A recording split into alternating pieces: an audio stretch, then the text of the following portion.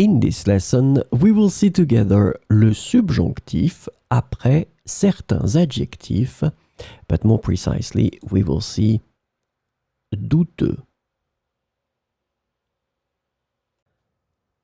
The important thing that we need to remember is that we will structure our sentence in such a way. We will start with il est. Remember that in that case, il will stand for it and not for he. Then we will put the adjective, then que, and after all that, we will introduce the subjunctive. So it means that the verbs that will come after this structure will be in the subjunctive.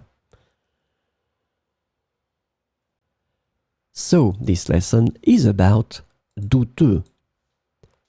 The adjective douteux can be translated into various ways in English, including doubtful, questionable, uncertain, or suspicious.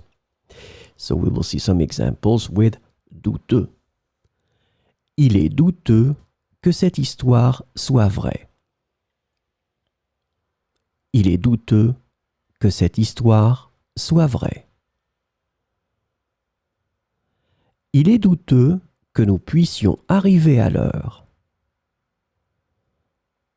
Il est douteux que nous puissions arriver à l'heure.